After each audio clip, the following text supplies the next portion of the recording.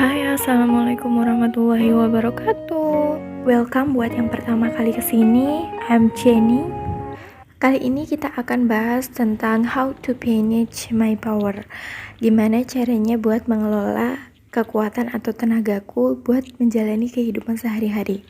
Yang mana kalian tahu, seorang mahasiswi aktif semester 5, seorang santriwati, seorang guru SMP, seorang guru les, dan juga seorang aktif penggerak organisasi. Tentunya buat kalian yang posisinya sama kayak aku, pasti ngerasain gimana capeknya, gimana pusingnya ngatur waktu, gimana mempersiapkan buat ngajar, gimana buat nugas juga, ditambah hafalan-hafalan di santriwati.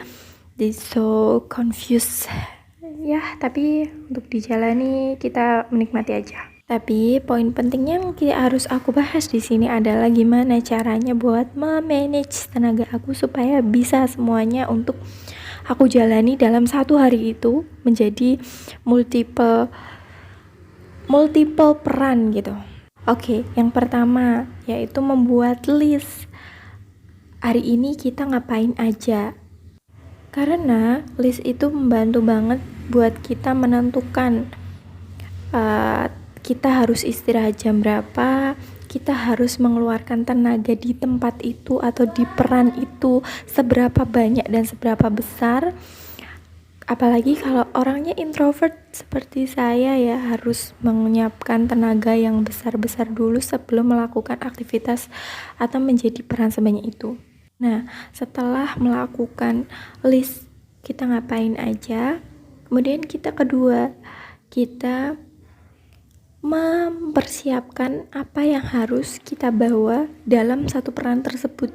Jangan sampai kita di peran tersebut udah mengelis, tapi kita nggak mempersiapkan apa-apa untuk di peran tersebut, sehingga tenaga kita terkuras juga di sisi berpikir, harus menentukan sikap, harus mencari topik, dan lain sebagainya. Yang ketiga yaitu merapikan folder atau device kalian.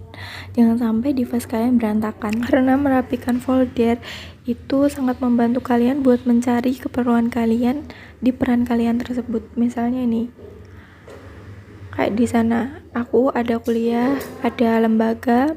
Nah, untuk kita nggak membuang-buang waktu, nggak membuang tenaga buat mencari dokumen apa yang kita perlukan di sana, itu kita harus merapikan device kita dulu. Di samping itu semua, aku juga termudahkan ketika aku pengen membaca dan pengen melanjutkan menulis sesuatu ya. Itu ada Japanese book, novel, dan lain-lain. Selain menjadi multiple peran itu juga aku mengikuti event-event lomba yang aku juga taruh folder sendiri supaya aku nggak bingung buat gimananya. Yang keempat yaitu hati kalian itu harus bahagia, harus enjoy buat melewati peran-peran yang kalian punya itu.